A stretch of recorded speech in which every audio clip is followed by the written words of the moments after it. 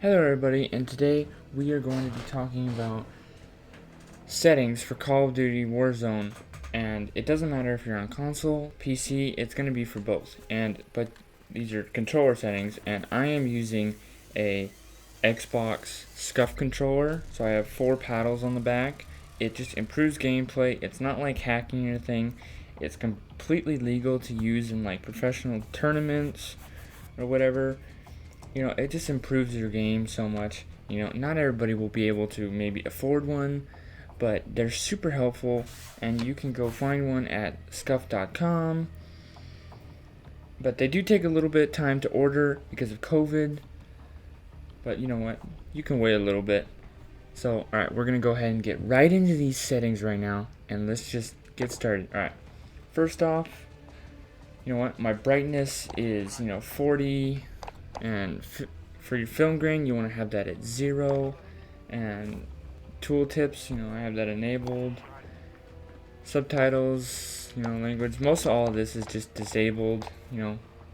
Minimap I have on square, which you can see a lot more of the map, and you can see some enemies you wouldn't normally be able to see. But most of this is all enabled or disabled. And my button layout is going to be default. You know what? You can have so many different button layouts for whatever your playstyle. For some people, I would recommend playing on bumper jumper. If you don't have paddles, before I got a SCUF controller, that really helped me out, was using bumper jumpers. And I even used stick and move. That was a good one too. And I did another one where my bumpers became, so I think it is it's RB, LB became, LT and RT. So you use the bumpers to shoot basically. So inverted look, I don't like it. Dead zone, this is kind of important because if your character kind of moves, if you're standing still in a field or wherever in Warzone, and your character is standing still and your cursor is moving across the screen, your dead zone is probably too low, so you need to turn it up. So you can experiment with this and turn it up, but personally for me, I use 10, and then my sensitivity for up in is just 20/20. That's what I prefer. You can play on whatever feels good for you. My ADS sensitivity for up and down is 70, but you can turn this up and down depending on however you feel. Aiming curvature type, I play on standard because that's my favorite. I don't like playing with vibration just because I don't like vibration. Aim assist is forcing. That's just my favorite one. Most of this is enabled,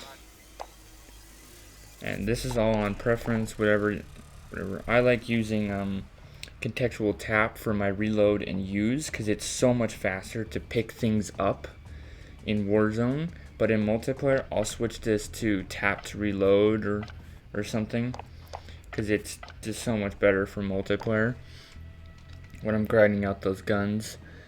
And this is enabled. I only apply one armor plate because if you apply all, sometimes you just get stuck in gunfights, and I just don't like that.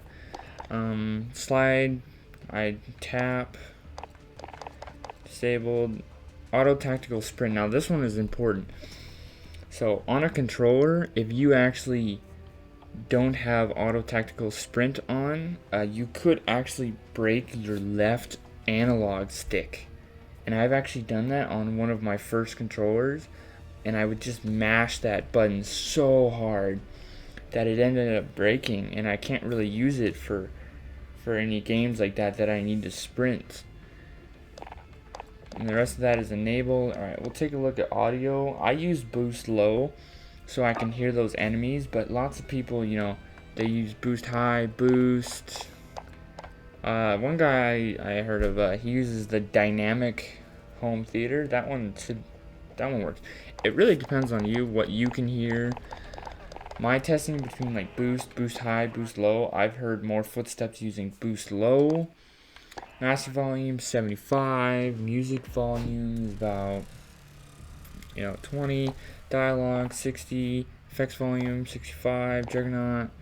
Don't really need that because that's whatever. Chat enabled, headsets, mic output recording. That's 100. And I'll turn that down if I can't. I'll turn it up or down if I can't hear somebody. 100. And you can never screw around with your mouse and keyboard if you're using a mouse and keyboard on this, and you'll have to change some of these settings, but that all depends on you.